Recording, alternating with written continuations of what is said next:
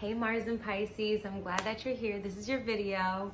First, you want to go to astro.com or somewhere to get your full birth chart because you do want to know all of it. The aspects matter, the placement matters, which house it's in, which I'll do videos on later for this energy. So this is just like a little tiny peek into you, Mars and Pisces. So first, let me start off with this analogy that I like to use. You guys obviously mostly know about the sun, moon, rising, right? And then the Mars. So the rising, if that's how your image is projected out into the world and your first impression, essentially, I like to think about it like the vehicle that you're driving. So it could be a boat, Pisces, right? Ascendant. It could be like one of those OD big ass trucks, the trucks that crush the little cars and shit like that. Like I would think like a Capricorn ascendant, okay? Or the Capricorn ascendant low key too could be like a Lamborghini, right? Aquarius ascendant, you could be like a spaceship, or you could be a fish or a boat or something, because Aquarius, they just want to be whatever they want to be, and you would have it like that. So that's happening on the outside. That's your ascendant, whatever vehicle that you're driving life in. And then the inside is your sun sign. So the way that the car is decorated on the inside, okay? Does it have a lot of colors? Is it kind of muted? Is it very matchy-matchy? Is it, very practical and sensible? Or is it just, full of pizzazz and glamour? And then the moon would be what you're listening to. Are you listening to some kind of podcast where you're learning something? Are you listening to like a dope rock song? Are you listening to some jazz music? Are you listening to classical music? Are you listening to nothing, like nature sounds maybe? So that. But Mars is the gas in which you use to drive your vehicle, okay? So this is why there's some people out there that feel very different. Like they'll feel some type of way on the inside, but they'll express it completely differently on the outside, okay? Because their moon and their Mars are, okay, different, very, very different. So your Mars is your fuel, all right? It is the thing that gets you up out of bed every day, your ambition or lack of ambition, your drive or lack of drive.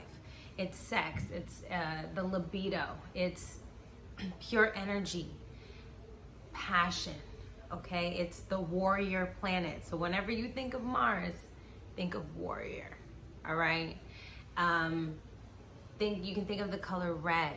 You can think of like accidents more, actually. Accidents, that's what Mars rules, okay? Does my eye look funny? Or am I tripping? I'm like, it's Mars and Pisces though. Like I'm in the energy because this is exactly what it is. Let me tell you, hold on. It's gonna come back around, wait for it. So that's Mars energy, okay? Mars is direct, it's aggression. It's going for what you want. Mars has its own orbit, so it's independent, all right? And then Pisces is ruled by Neptune and Jupiter. And Neptune is about clouds. It's about nebulousness, confusion, all right?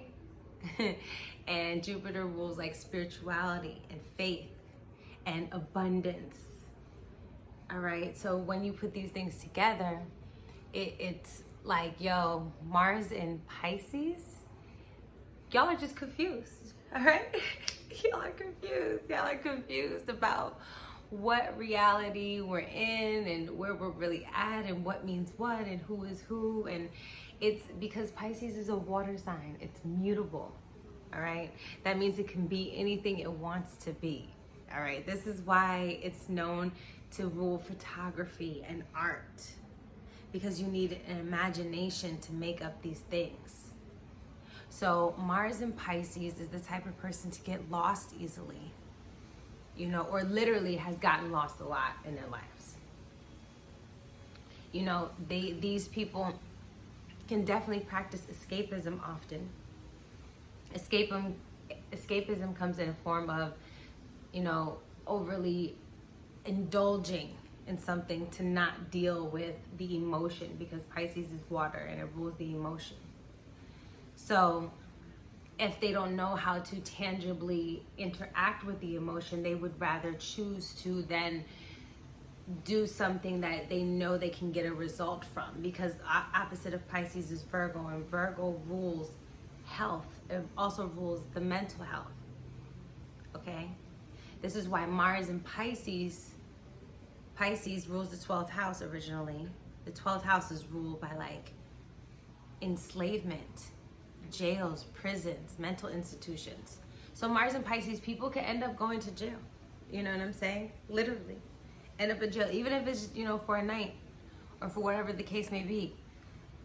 Because they end up in their journey somewhere in life, they end up in the fog, in the confusion, okay? Or in the space of escapism by doing too many drugs and alcohol, by getting lost through maybe overindulging in food or sex or overspending, okay? Whatever the different placements are.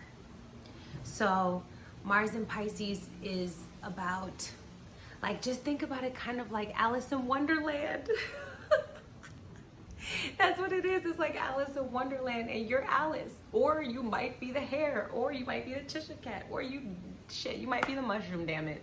You know what I'm saying? You might be the house. You don't really know. Or the little door, the big door. That's Mars in Pisces. These people are highly sensitive. Okay? Very dreamy people, very imaginative, creatives. These people are really, they're deep down inside, they're very spiritual. They're led by their intuition. That's the gas in their tank. It's intuition. It's faith. It's spirituality. It's more spirituality, actually. And but then on the low vibrational side, it could also be drugs, alcohol, escapism type of habits. All right, not taking care of themselves, letting themselves just be lost and overindulge. And so these people can feel, you know what I'm saying? They could feel the vibes. They could feel the subconscious vibes. They can feel the nightmares, okay? They can feel that kind of shit. This is why they're hypersensitive, because the 12th house also rules paranoia. All right, Pisces rules, it could be like, it's about fear, because in my interpretation, I feel like Pisces invites you to turn fear into faith, okay? Thus into spirituality. So these people are able to really connect the dots in their dreams. That's why it's very important for y'all to meditate, for y'all to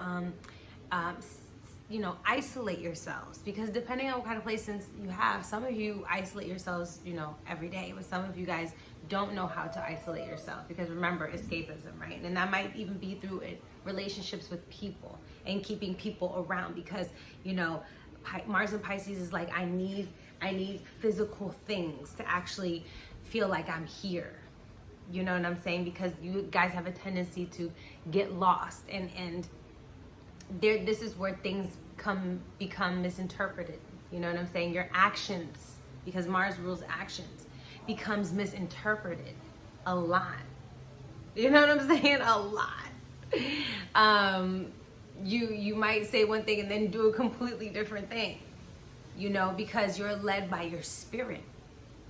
So I think one good thing maybe for Mars and Pisces would be just let your actions speak more than your words, because that's just the type of person that you'll have to kind of be. Or just make sure that your words are very impeccable, because people are going to try to link you together with it. You know what I'm saying?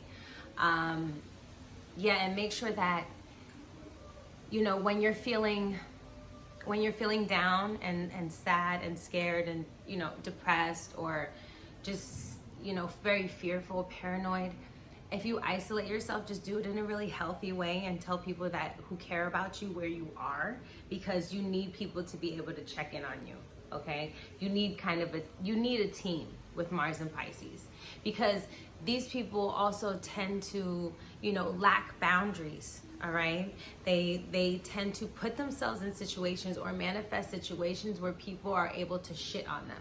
You know what I'm saying? Or they're able to shit on people, whatever the case may be. All right, but there's a lot of